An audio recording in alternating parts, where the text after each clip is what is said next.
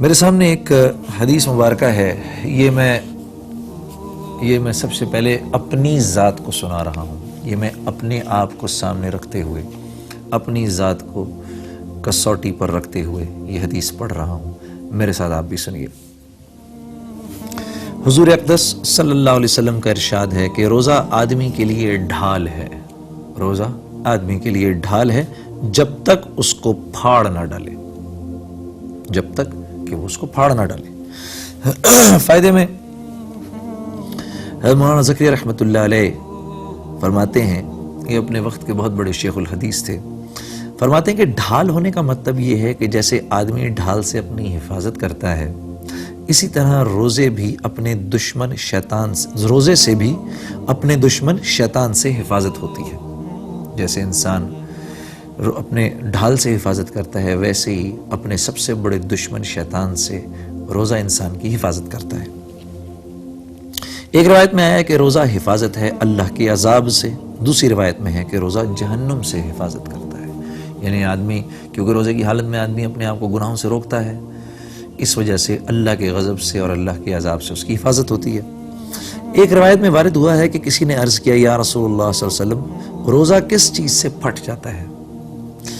فرمایا کہ آپ صلی اللہ علیہ وسلم نے فرمایا کہ جھوٹ اور غیبت سے، جھوٹ اور غیبت سے۔ ان دونوں روایتوں میں اور اسی طرح اور بھی متعدد روایات میں روزے میں اس قسم کے امور سے بچنے کی تاکید آئی ہے، اور روزے کا گویا ضائع کر دینا اس کو قرار دیا گیا ہے کہ آدمی جھوٹ اور غیبت میں ملوث ہو۔ ہمارے اس زمانے میں روزے کے کاٹنے کے لیے، ہم آج کل روزہ کاٹنے کے لیے کہ کسی طریقے سے وقت کٹ جائے ہیں یا بھوک کا ٹائم کٹ جائے، آپس میں خوشگپیاں مارتے ہیں، اس اوائی توائی میں ہم لوگوں کا ذکر شروع کر دیتے ہیں، فلاں ایسا ہے، فلاں ایسا ہے، فلاں ایسا ہے، فلاں عورتیں آپس میں بیٹھ کے فلاں ایسی ہیں، فلاں ایسی ہیں۔ کچھ لوگ غیبت کا مطلب نہیں سمجھتے۔ میں نے ایک صاحب، ہم اپنے ایک بزرگ کے پاس بیٹھے ہوئے تھے، تو ایک صاحب نے کسی کا قصہ شروع کیا اور کہا، حضرت میں آپ کو ایک بات بتانا چاہتا ہوں، اس میں ان کی کوئی برائی نہیں ہے، لیکن یہ میں بات آپ کو بتانا چاہتا ہوں۔ تو وہ ہمارے جو شیخ تھے انہوں نے ان کو روک دیا، کہا غیبت میں برائی کرنا ضروری نہیں ہے، کسی کی بھی بات کسی کے پیچھے کی جائے یہ غیبت ہے، اس کے منہ پہ کرو، کسی کی بھی بات کسی کے۔ میں یہ سوچتا ہوں، ایک دن میں نے بیٹھ کے یہ بات سوچی تو میں نے کہا کہ یار واقعی، جیسے میں فرض کریے میں آپ سے کہوں، یار بات سنا، وہ اس کو جانتے ہو؟ اتنا کہنا ہی اب آپ اپنے آپ سے پوچھئے، اپنے آپ سے بات کیجئے کہ اگر اتنی سی ہی کوئی بات کوئی یہ کہے آپ کے بارے میں کسی اور کو، یار تو اس کو عامر کو جانتا ہے اور آپ عامر صاحب ہیں، تو آپ کو کتنا عجیب لگے گا یار، یہ آپ کو بات ہی بڑی عجیب لگے گی، پتہ نہیں میرے بارے میں کیا بات کرنے والا ہے۔ تو کسی کی بات کسی کے پیچھے کرنا ہی غیبت ہے ایک دفعہ۔ اور غیبت کتنا برا گناہ ہے کہ ایک دفعہ کسی کی بات، اچھا ہاں، یہ واقعہ سنانے سے پہلے آپ کو ایک اور بات بتاؤں کہ اور کسی کے پیچھے اس کی برائی کرنا جو ہے وہ تو ہے ہی خیر اللہ کے نزدیک بہت بری بات، کیونکہ اللہ جل شانہ کی منشا کچھ اور ہے، یہ سمجھنے کی کوشش کریں غیبت کیوں ایک بری چیز ہے۔ کیونکہ اللہ جل شانہ عالم الغیب ہے، میری آپ کی ساری برائیوں کو جانتے ہیں۔ اللہ جل شانہ عالم الغیب ہے، میری آپ کی ساری برائیوں کو جانتے ہیں، لیکن لوگوں سے چھپا رکھی ہیں، پردہ ڈالا ہوا ہے، ستار العیوب ہونے کی وجہ سے۔ اللہ ستار العیوب ہے، گناہوں پر پردہ ڈالا ہوا ہے۔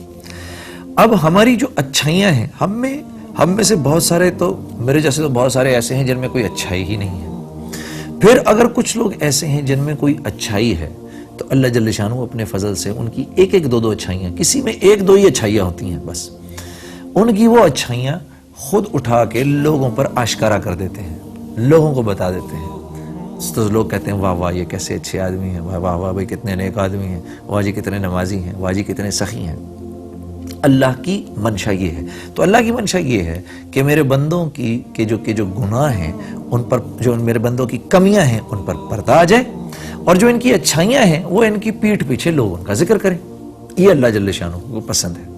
اسی وجہ سے اللہ جل شانہ چاہتے ہیں کہ اللہ کے بندے بھی ایسا ہی کریں، وہ لوگوں کی پردہ پوشی کرنے سے بچیں تاکہ لوگوں کے گناہ دوسروں کے سامنے نہ آئیں، اور ان کی اچھائیوں کا ذکر کریں تاکہ لوگوں کے دل میں ان کی محبت اور ان کی عظمت بیٹھے۔ اگر کسی دو مسلمان کی آپس میں ہلکی سی چپکلش ہو اور آپ ان کے درمیان دوستی کرانے کے لیے تھوڑا بہت جھوٹ بھی بول دیں تو شریعت نے اس کو بھی ناجائز نہیں قرار دیا۔ کوئی دو لوگ آپس میں لڑے بیٹھے ہوں تو اگر آپ ان کی آپس کی دوستی کرانے میں تھوڑی سی اگر غلط بیانی سے بھی کام لے لیں تو اس میں بھی کوئی، شریعت اس کی بھی اجازت دیتی ہے۔ مثال کے طور پہ دو آپس میں جھگڑے بیٹھے ہیں، آپ ایک کے پاس جائیں اور جا کر کہیں تمہیں پتہ ہے ویسے تو تم اس کے خلاف دل میں عداوت رکھتے ہو، وہ فلاں کے ساتھ بیٹھ کے تمہاری اچھائیاں کر رہا تھا، تو اس سے اس کے دل میں ایک ہلکا سا خیال آئے گا یار واقعی، اور یہی بات جا کے آپ دوسرے کو بھی کہہ دیں کہ بھئی تو اس سے دل میں عداوت رکھتا ہے، تجھے پتہ ہے وہ فلاں کے سامنے بیٹھ کے تیری اچھائیاں بیان کر رہا تھا، تو آپس میں ایک دم محبت آ جائے گی۔ اور ایک اور چیز بھی کہہ سکتے ہیں آپ، وہ یہ بھی کہہ سکتے ہیں تجھے پتہ ہے وہ تجھے بڑی دعائیں دیتا ہے، اور یہ بات جھوٹ بھی نہیں ہے، کیونکہ ہم نماز میں دعا کرتے ہیں ربنا اغفر لی ولوالدی وللمؤمنین یوم یقوم الحساب، اللہ مجھے بخش دے، میرے والدین کو بخش دے، اور تمام مومنین مومنات کو بخش دے یوم حساب کے دن۔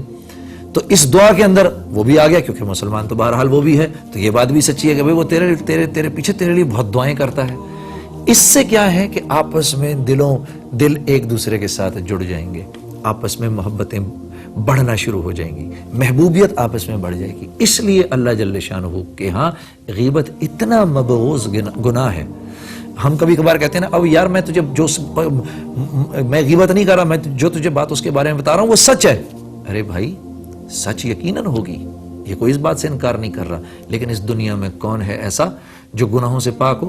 ایک دفعہ حضرت عیسیٰ علیہ السلام کے دور میں آپ کی بستی میں لوگوں نے ایک فاحشہ عورت کے اوپر پتھر مارنے شروع کر دیے، تو حضرت عیسیٰ علیہ السلام بیچ میں آ کر کہا اور فرمایا اس عورت پر پہلا پتھر وہ مارے گا جس کو اس بات کا یقین ہو کہ اس نے ساری زندگی کبھی کوئی گناہ نہیں کیا۔ اب کوئی پتھر مارنے والا نہیں تھا۔ ہم میں سے ہر ایک برا ہے، ہم میں سے ہر ایک میں کمیاں ہیں، ہم میں سے ہر ایک میں برائیاں ہیں۔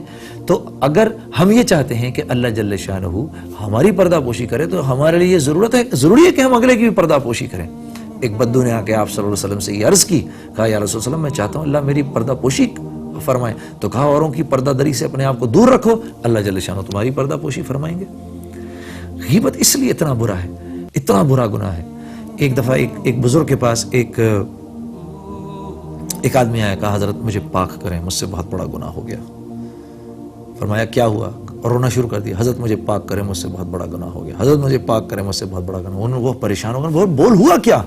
کہا حضرت بدکاری ہو گئی مجھ سے۔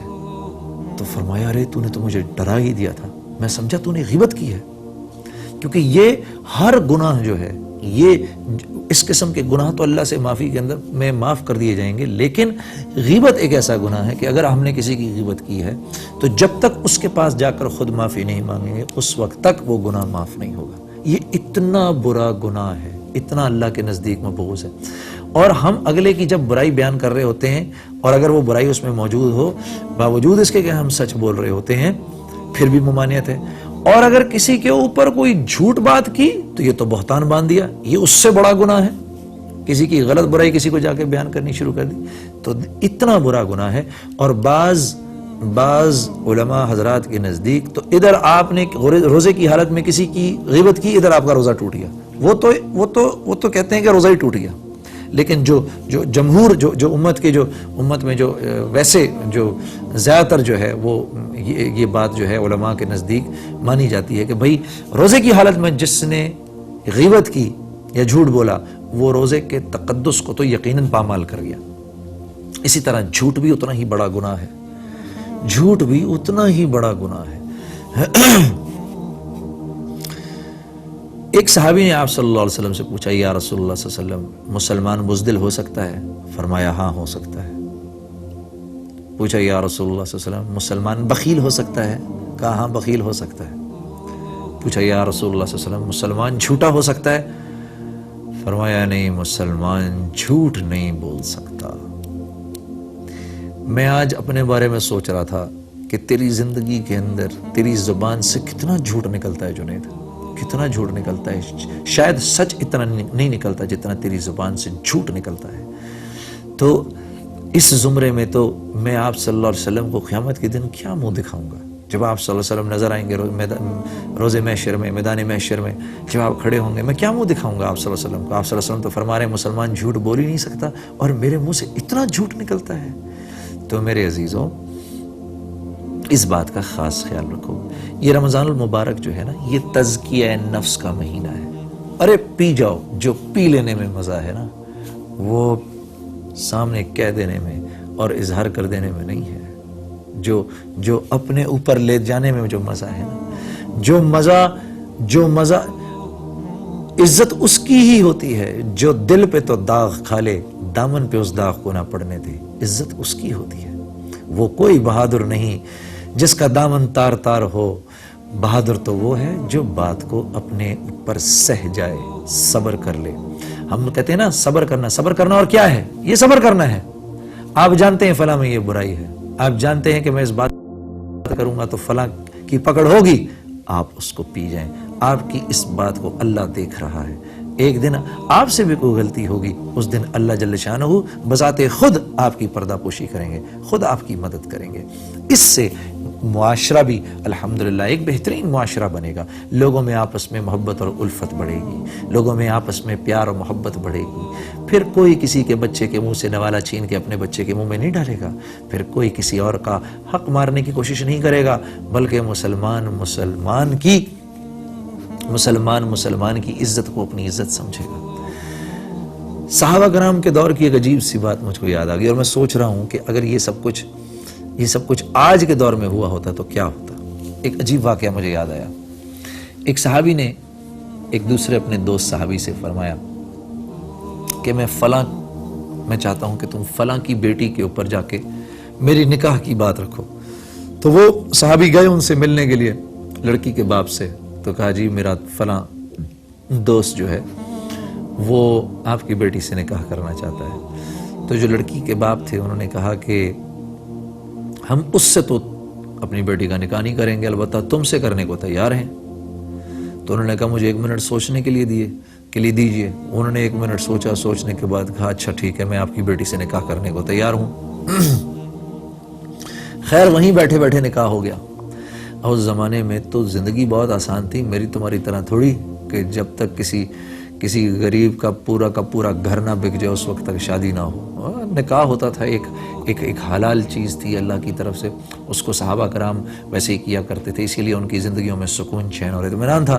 خیر جی وہاں پر نکاح ہو گیا. اب وہ صحابی باہر نکلے اور اپنے دوست کے پاس آئے اور آ کے ان سے عرض کی بھائی بات یہ ہے کہ میں بات تو تیرے ہی نکاح کی، تیرا ہی پیغام لے کر گیا تھا. وہاں جا کر لڑکی والوں میں جو لڑکی کا والد تھا اس نے کہا جی میں اس سے تو نہیں، آپ سے کرنے کو تیار ہوں. تو بھائی نکاح میں کرایا. تو ان صحابی نے کہا مجھے معاف کر دیجئے، وہ لڑکی آپ کے نصیب کی تھی اور میں اس پہ نظر ڈالے بیٹھا تھا.